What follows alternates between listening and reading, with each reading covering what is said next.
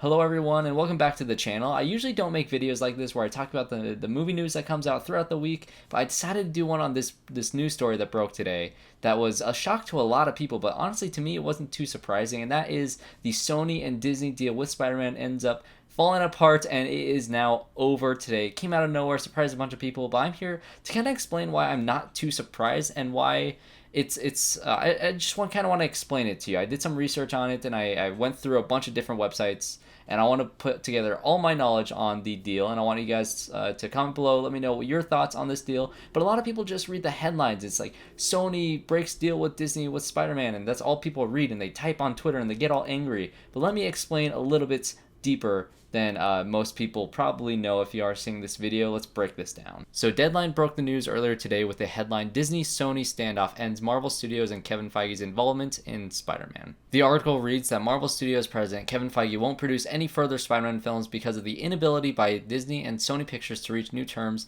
that would have given the former a co-financing stake going forward. A dispute that has taken place over the past few months at the top of Disney and Sony has essentially nixed Feige and the future involvement of Marvel from the Spider-Man universe. Sources said there are 2 more Spider-Man films in the works, and the studio hopes to have director Jon Watts and Tom Holland front and center, though Watts doesn't have a deal for the next picture and isn't a lock to return. So the offer made by Disney to Sony was that they would continue to produce and help be the creative lead to the Spider-Man movies in the MCU as long as they got 50% of the financial benefits that they got from each movie that they released with Sony. And so that begs the question, how much money was Disney actually getting from this Sony-Disney deal? The original deal had Marvel only making 5% of the profits, not from the overall total gross, but from the first day total gross, which means that the opening day of any of the Spider-Man movies, they only got 5% of the profits from that day alone. If you go all the way back in time to July of 2017, and you go to the opening day, which was Friday the 7th, their total gross for that day alone was $50 million. And so if you take 5% of that, that means Marvel only made $2.5 million out of the $880 million total worldwide gross of Spider-Man Homecoming, which isn't much at all. And even though Spider-Man Far From Home is the #1 Spider-Man movie grossing over $1.1 billion, it opened on a Tuesday rather than a Friday, meaning that its first day gross was only $39 million, giving Marvel only $1.95 million out of the total $1.1 billion.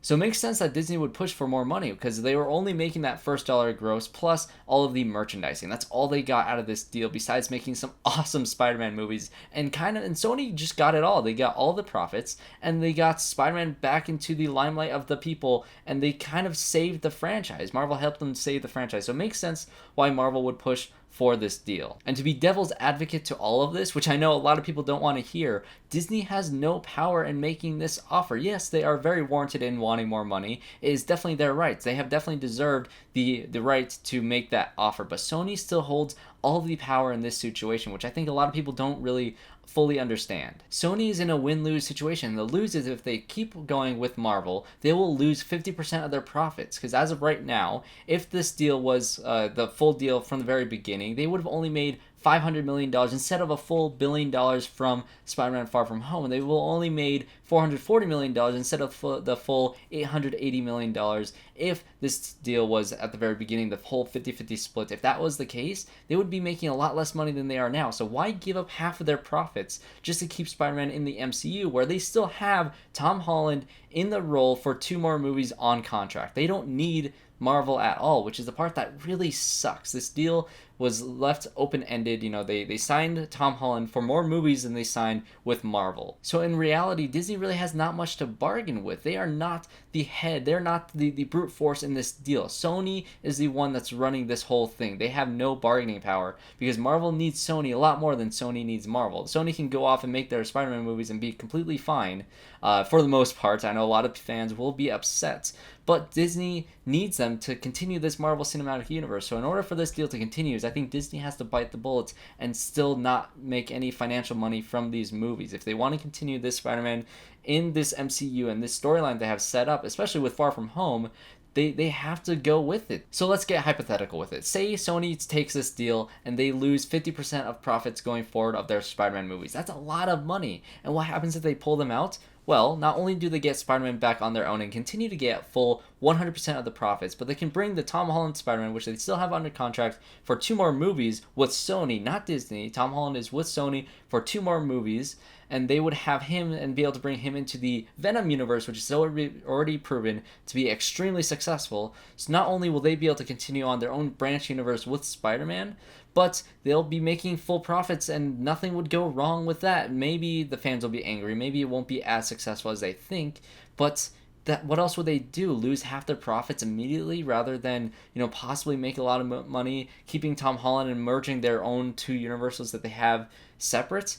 That's like Disney has nothing to bargain with, which sucks. Disney has to play ball. They're not playing ball. So I think Disney has to either dish up a different offer, giving Sony a lot more control and a lot more money and profits and keeping that deal that they have had, or they have to just give it up, and who knows what happens to the Marvel universe going forward, because they really set up for Spider-Man to be, for the MCU to really stand on the shoulders of Spider-Man, at least that's what I got from Far From Home. They ended off Phase 3 with Spider-Man, so I don't know. I don't think Disney has any power to make these sort of demands. And people saying, oh, this is unprecedented. Sony's just taking Spider-Man away. If you look back at those initial deals, they had the deal up until Far From Home. The initial deal was to make 2 solo Spider-Man movies, plus have Spider-Man appear in, I think it was either 2 or 3 other films outside of that. Yeah, I think it was 3 other films outside of that, meaning the 2 Avengers films and Civil War. So Spider-Man has done all 5 movies in the MCU in that initial contract that they made, but the Tom Holland deal that they made with him separately, that Sony made with Tom Holland, is still up for grabs. There's still 2 movies with him. So those are my thoughts on this Spider-Man Disney fiasco that's going on. It sucks. I know I'm a fan as well as all of you guys, but if you look at the facts, Sony is in the complete right. They're making all the smart moves, and Disney's just pushing too hard to get more money. It's a full money situation, and it's really unfortunate.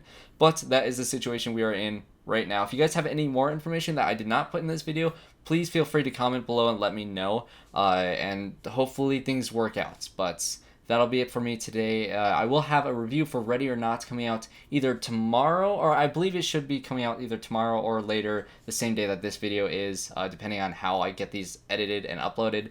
So look forward to that. I will be making those videos really quick here. So thanks guys for watching. Subscribe to the channel. If you want to see more videos like this, let me know, and I'll see you all in my next one.